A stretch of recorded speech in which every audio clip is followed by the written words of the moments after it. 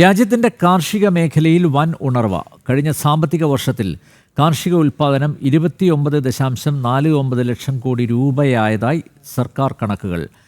കഴിഞ്ഞ ഒരു പതിറ്റാണ്ടിലെ മോദി സർക്കാരിൻ്റെ പ്രവർത്തന ഫലം കൂടിയാണ് കാർഷിക അനുബന്ധ മേഖലകളിലെ സ്ഥിര വളർച്ച. രാജ്യത്തെ പ്രധാന വരുമാന സ്രോതസ്സാണ് കാർഷിക മേഖല. കാർഷിക ഉൽപ്പാദനത്തിൽ ലോകത്തിൽ 2ാം സ്ഥാനത്തും. 2012-നും 2024-നും ഇടയിൽ മൊത്ത ഉൽപ്പാദന മൂല്യം 54.6% വർദ്ധിച്ച് 29.49 ലക്ഷം കോടിയായി. വിളകൾക്ക് പുറമെ ധാന്യങ്ങളും പഴം പച്ചക്കറിയും നേട്ടമുണ്ടാക്കി. കൃഷിയും അനുബന്ധ മേഖലയും നൽകുന്ന മൊത്ത ഉൽപ്പാദന മൂല്യം 10 വർഷത്തിൽ 19.08 ലക്ഷം കോടിയിൽ നിന്നാണ് 29.49 ലക്ഷം കോടി രൂപയായത്. ഉത്തർപ്രദേശ്, മധ്യപ്രദേശ്, പഞ്ചാബ്, തെലങ്കാന, ഹരിയാന എന്നീ 5 സംസ്ഥാനങ്ങളാണ് ധാന്യമേഖലയിൽ കൂടുതൽ സംഭാവന ചെയ്തത്. പഴവർഗ്ഗത്തിൽ ഏറ്റവും കൂടുതൽ വിപണി മാമ്പഴത്തിൻ്റെതാണ്. പച്ചക്കറിയിലാകട്ടെ ഉരുളക്കിഴങ്ങും. ഹോർട്ടിക്കൾച്ചറിലെ വർദ്ധിക്കുന്ന വാണിജ്യ താൽപ്പര്യവും റിപ്പോർട്ട് പ്രതിപാദിക്കുന്നു.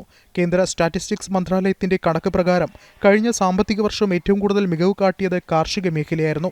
രാജ്യത്തിന്റെ പ്രവർത്തനത്തിൽ 1ാം എഞ്ചിനാണ് കാർഷിക മേഖലയെന്നാണ് ബജറ്റ് അവതരണ വേളയിൽ ഇത്തവണയും ധനമന്ത്രി നിർമ്മല സീതാരാമൻ പറഞ്ഞത്. കാർഷിക മേഖലയ്ക്കും കർഷകർക്കുമായി ഓരോ ബജറ്റിലും അല്ലാതെയും നരേന്ദ്രമോദി സർക്കാർ ഒരുക്കുന്ന പദ്ധതികൾ കാർഷിക മേഖലയ്ക്ക് പുത്തൻ ഉണർവേകി.